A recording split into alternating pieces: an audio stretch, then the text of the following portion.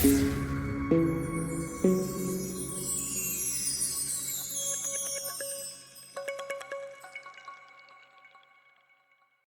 least curious, they proceed the Varginha case. In 1995, TV Globo purchased the exclusive rights to show Ray Santilli's autopsy film in Brazil for 100,000 reais, which was proven to be fraudulent. At Globo's request, several experts from Unicamp analyzed the footage, and Dr. Fortunato Baden Palhares was very interested in the film and even tried to obtain a copy. Months later, he would perform an autopsy on one of Varginha's creatures.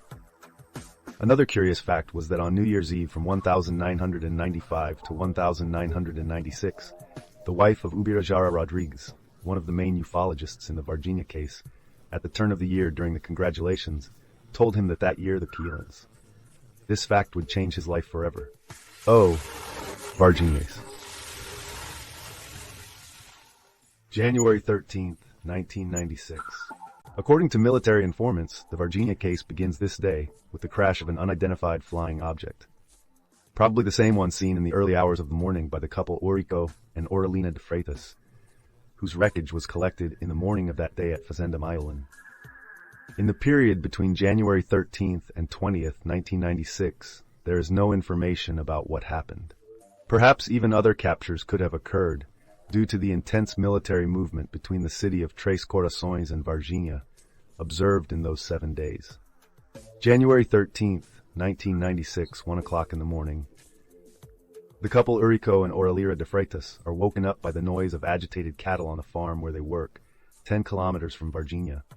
The two see a cylindrical object, which they describe as a submarine, releasing white smoke and moving slowly, taking around 40 minutes to come into view. They also reported that the object released fragments on the back that gave the impression of aluminum foil strips. 8 o'clock in the morning. The ultralight pilot, Carlos de Souza, sees an object very similar to that reported by Eurico and Aurelina flying over the Fernão Dias highway. He then goes after it. After traveling dirt roads, he arrives at Fazenda Maiolini, where he sees soldiers collecting debris that he described as aluminum foil. It also reports army trucks, an ambulance, and a helicopter.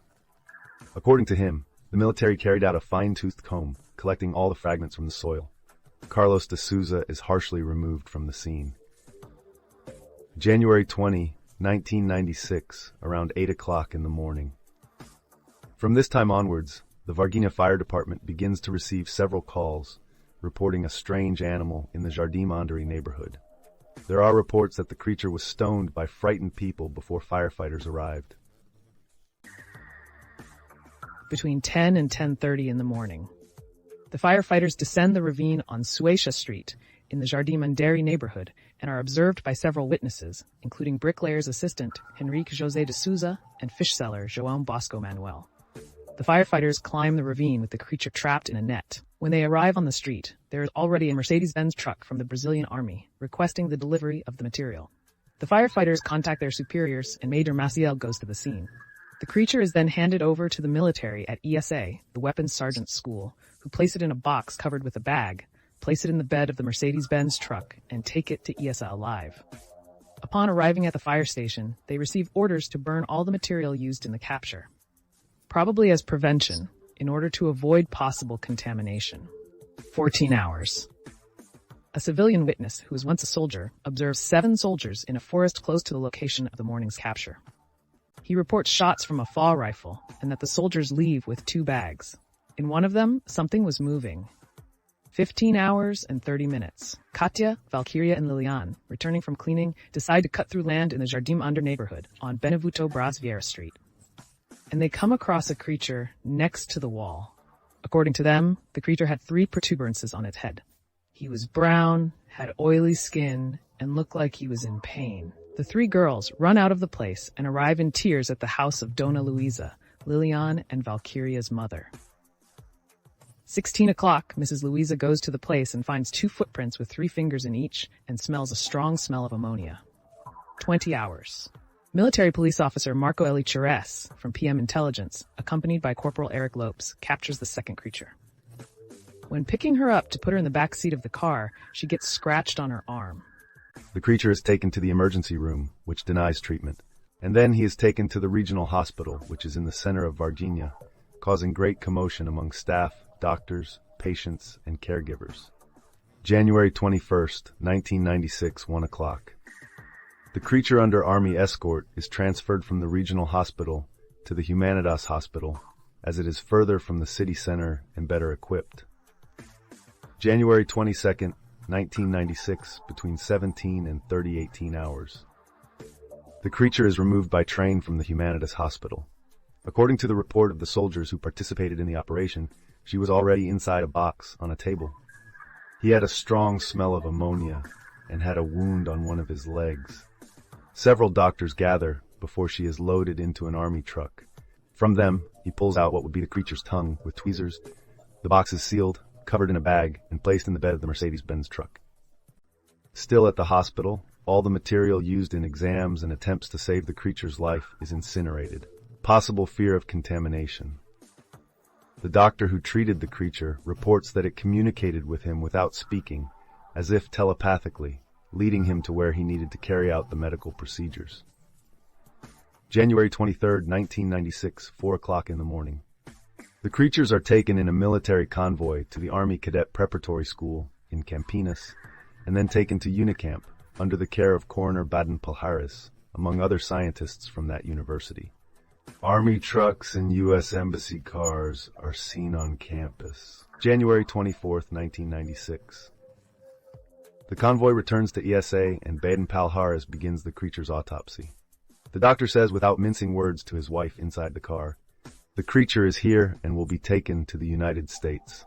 The entire conversation is overheard by their private driver, who passes information on to the Montini brothers. April 20th, 1996, Dona Terezinha Galu Clapp sees a similar creature seen on January 20th, the helmet inside the city's zoo. April 29th, 1996. Dona Luisa, mother of the girls Lilian and Valkyria, receives 4 well-dressed men at her home, who offer her a large amount of money in exchange for her daughters denying everything they saw on national television. May 4th, 1996. A historic meeting takes place in Varginha, with dozens of ufologists from all over the country. On this day, a video testimony from an ESSA soldier is recorded, and the names of all the soldiers from that institution involved in the capture, transport to ESSA, and subsequent transfer to Campinas are revealed. The military statement mentions a high-ranking officer who was moved from Brasilia to Três Corações. May 11th, 1996. Dr. John Mack visits Varginha, interviews the 3 girls, and says he will tear up their Harvard diploma in case they were lying. May 29th, 1996. There is a very curious and suggestive meeting of the Army Minister, Zenildo Lucena, and 24 generals in Campinas. Behind the scenes, there are even reports of fights to participate in it, as they would actually have gone to see the creatures at Unicamp. October 19 and 20, 1996. Dozens of ufologists go to the Mayalini farm and comb through it in search of debris, including using metal detectors. November 30th, 1996. The first book about the Varginha case is released, authored by Vittorio Paccaccini and Max Portz, entitled Incidenti in Varginha. January 20, 1997. A press conference is held on the occasion of 1 year of the case. The presence of ufologists Ubirajara Rodriguez, Vittorio Paccaccini, Clauder Covo, and Marco Petit, Marco Eli Cheresa's sister, was also present. At this moment, the report of Cheresa's death is released. April 1997. Ubirajara Rodriguez and Vittorio Paccaccini testify at the ESA military police inquiry into the Varginha case, each for more than 3 hours. IBM only contains 4 pages of testimony from each of them.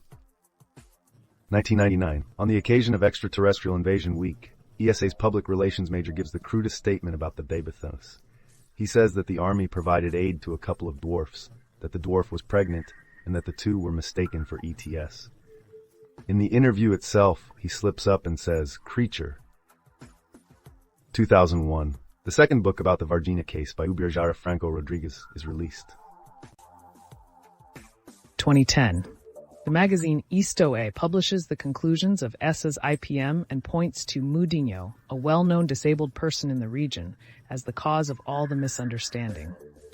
2012. In the program Extraterrestrial Contact on the History Channel, the doctor who attended and treated Marco Eli Charest confides that he told him that he captured the creature and that he had injured his arm in the process. 2015. The third book about the Varginha case is released and the most complete to date, written by Marco Petit, bearing the name Varginha, The Whole Truth Revealed. All reliable information that could be verified reports the Hercules C-130 plane taking off from Campos das Amarais Airport in Campinas in 1996. It all ends there. After that, only speculation remained.